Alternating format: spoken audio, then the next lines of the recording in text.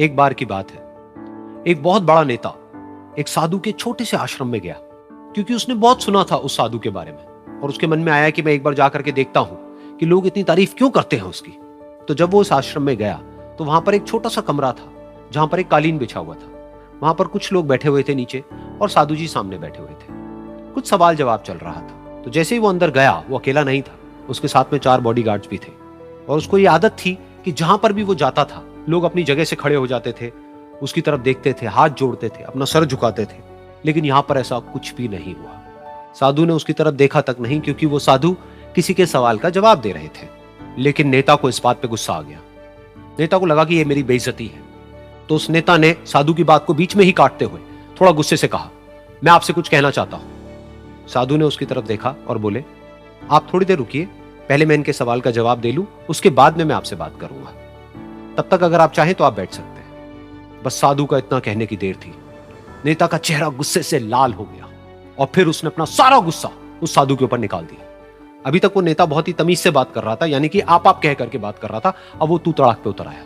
नेता ने उस साधु को कहा, तुझे पता भी है मैं कौन हूं और तू किससे बात कर रहा है? साधु ने उसकी तरफ देखा और कहा, मुझे इससे कोई फर्क नहीं पड़ता कि आप कौन हैं, लेकिन आप जो कोई भी हैं, अगर आप चाहते हैं कि मैं आपके सवाल का जवाब दूं या आपसे बात करूं तो आपको कुछ देर रुकना होगा। और साधु के ये कहते ही नेता गुस्से से पागल हो गया और वहीं सबके सामने चीखने चिल्लाने लग गया, अब मैं तुझे तेरी असली औकात दिखाऊंगा।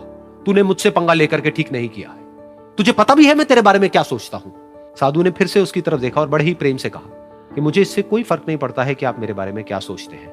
आप जो चाहे वो मेरे बारे में सोच सकते हैं। फिर उस नेता ने बोला कि तू चाहे सुनना चाहता है या नहीं, लेकिन मैं तुझे बताऊंगा यही सबके सामने कि मैं तेरे बारे में क्या सोचता हूं। तू एक बहुत ही घटिया इंसान है। तू कोई साधु नहीं है, तू एक ढोंगी है, पाखंडी है, और यहां पर जितने भी लोग बैठे हैं उन सबको बेवकूफ बना रहा है। तेरा बस एक ही मकसद है कि इन लोगों की जेब में जितना भी पैसा है वो सब तेरे पास में आ जाए। तू अपने फायदे के लिए इन लोगों का इस्तेमाल कर रहा है, और अब मैं तुझे नहीं छोड़ने वाला। तेरा पर्दाफाश करके रहूंगा पूरी दुनिया के सामने।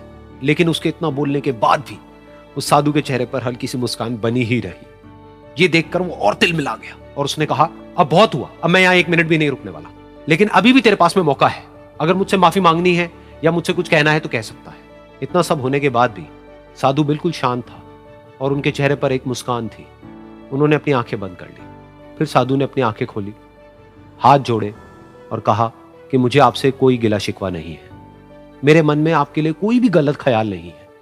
जो भी आपने मेरे बारे में कहा वो आपकी अपनी सोच थी, तो मुझे आप में कोई भी बुराई नजर नहीं आती है। मुझे आप एक बहुत ही भले इंसान लगते हैं। और साधु के इतना कहते ही नेताजी का दिमाग 7वें आसमान पर पहुंच गया। उनके चेहरे पर एक अजीब सी खुशी थी, क्योंकि उस साधु ने वो ही कहा जो बाकी सब लोग उस नेता को कहते हैं। और वो खुशी खुशी उस आश्रम से अपने घर की तरफ चला गया और जा करके अपने पिताजी के साथ में बैठ गया। उसके पिताजी की आंखें बंद थी और वो ध्यान में थे। पूरी जिंदगी उन्होंने सिर्फ लोगों की सेवा करी और बदले में कुछ भी एक्सपेक्ट नहीं किया। तो थोड़ी देर बाद जब उन्होंने अपनी आंखें खोली और देखा अपने बेटे को अपने साथ बैठे हुए, तो उनके बेटे के चेहरे पर आज एक अजीब सी खुशी थी जो आज से पहले उन्होंने कभी नहीं देखी थी। फिर उसने एक एक करके सब कुछ बताया कि आज क्या हुआ, किस तरह से वो आश्रम गया, वहां पर क्या हुआ, उसने क्या कहा, उन्होंने क्या कहा।